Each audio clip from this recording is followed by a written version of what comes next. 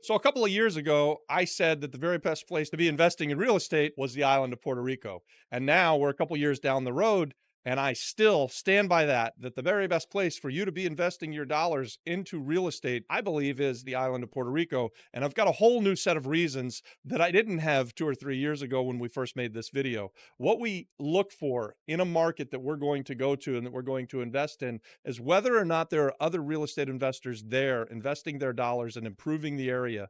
So you see this and you can look at this in your area, wherever you are in the US.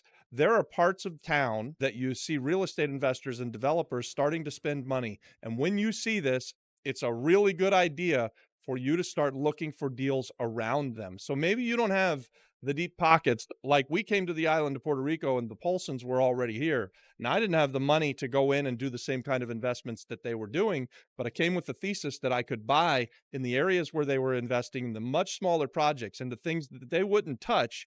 And it worked out really, really well. So if we could look back 6 years and look at that thesis and say, did that work at all or not? I can tell you with a resounding yes that that worked really, really well for us. And now we're doing bigger projects than we've ever done in our lives because we've had a series of successes. And right now, today, I wouldn't change anything about where we're investing. So I still invest back home in Orlando, Florida. And the reason that I do that is because I'm seeing now, for the first time in several years, really good deals. So we left Orlando because things kind of got crappy. The dollar wouldn't go very far. There wasn't a big return. Like the best we could do was to make 20% on a value add real estate play. And guys, that's not real sexy. It was hard for us to put our money to work. So now, 6 years later, we've been doing this for a while in Puerto Rico. And I still believe and stand by that this is the place where we're going to invest most of our dollars because our dollar goes much further here than it does back in the States. Our return on investment is way up here compared to Florida. It's kind of down here. The floor for an investment in Puerto Rico, so like the worst we're going to do, is actually still above like the ceiling in Orlando, Florida. If in Orlando, Florida, now we can do a deal where we make 30 or 40% as a ceiling, that's sort of our floor even to this day in Puerto Rico. So the idea that we're going with is that we can look at an area and we can see other people investing the dollars. And when we see that, we know that the water is warm. We think that it's safe to do that. So we kind of maybe paved a way for some of you guys to come to the island of Puerto Rico because we've been doing it now for 6 years and we've had a bunch of success. And now we're seeing more and more people get into the similar kind of investments that we've been doing for the last 5 or 6 years. And we're going to continue to do these investments. And I said earlier, we're investing in bigger and bigger things, but we're still not by any stretch of the imagination as big as some of the big players. In fact, there's an announcement that just came like 2 days ago where I saw an article where these guys are going to invest $2 billion in the town of Cabo Rojo. So we know Cabo Rojo pretty well. We own one project there. We own a beachfront resort that got walloped by Hurricane Maria. And we've kind of been struggling with this property for several years now. We had to take it through a foreclosure sale. We've been kind of in permitting hell and trying to figure out what we're going to do with it, what its highest and best use is. And ultimately, what I'm trying to get at is if somebody else is going to come and invest that kind of money, I feel like that really gives me courage and gives me an incentive to try and double down on my efforts to invest back into this project, which is a beautiful oceanfront project. It used to be a 30-room resort, and then we bought another property right next to it. So we easily can have 45 to 60 rooms inside of this hotel in Cabo Rojo. And by the way, some big players about to come and drop a couple $1 billion in the neighborhood.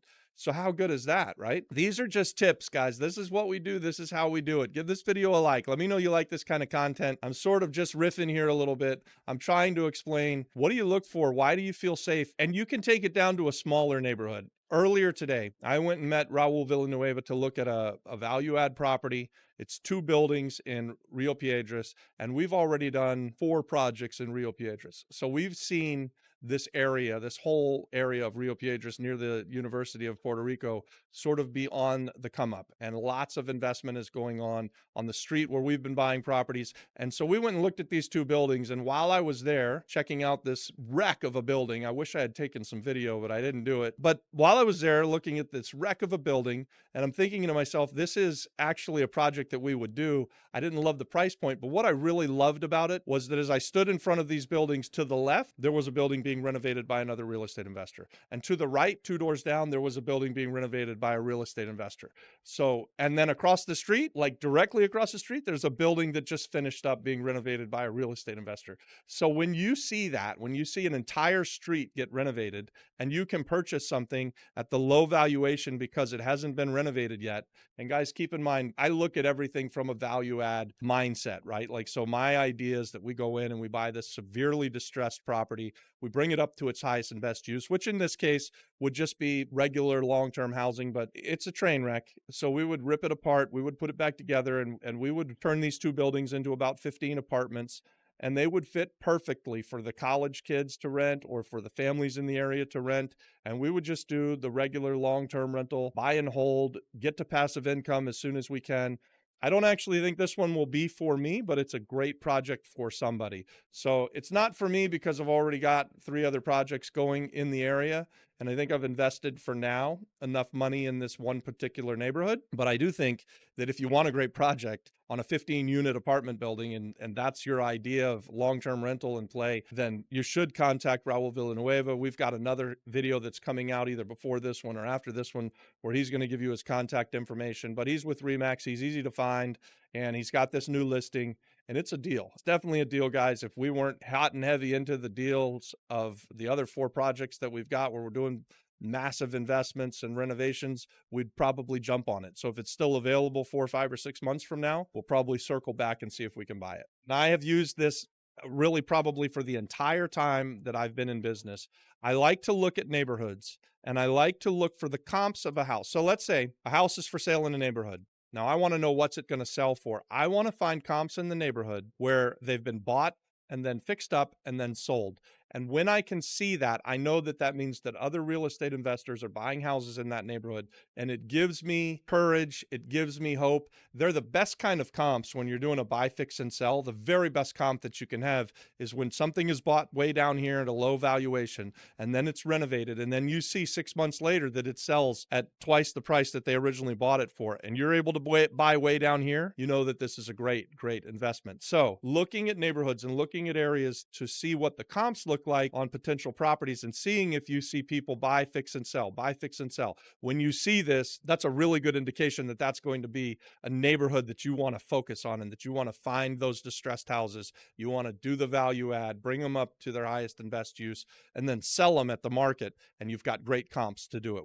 All right, so other than just following the news and following the trend, what other things can you look for to kind of identify these things ahead of time? And a few that we've used over the years to look at neighborhoods to try and decide that we're going to invest is what's going on politically, what's happening in the town. So going back 15 years in Orlando, Florida, there was an announced desire by the city of Orlando to improve the Paramore district. And so the Paramore district was historically kind of the rough part of town. It was downtown Orlando, but it was a tough of town. And the city was going to put a new soccer stadium there, which they've done, and we have a professional soccer team. They were going to put in the new Magic Stadium, the basketball stadium there in this area. And so this stuff came out, and we knew that it was coming. So what would we do? We went in and bought some tax deed houses in this area, turned them into rental properties, renovated them up, got them rented out, and just sat there and waited on them. And so now those properties around these areas where they've done all of this investment and they've really, really improved the area, they've skyrocketed in price, right? Like, so we were buying these properties back 15 years ago, around 2010,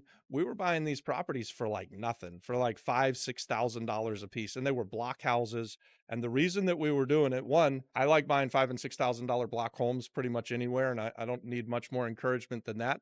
But I had this idea that the area was going to improve over the years, and it has, and it's improved quickly. And so now you see new houses being built in the area. You definitely see that the city has spent a ton of money. So this kind of came true, and it worked really well. So you guys can do that. This happens in every city, USA. So just follow the politics, follow what the city is telling you that they're going to do.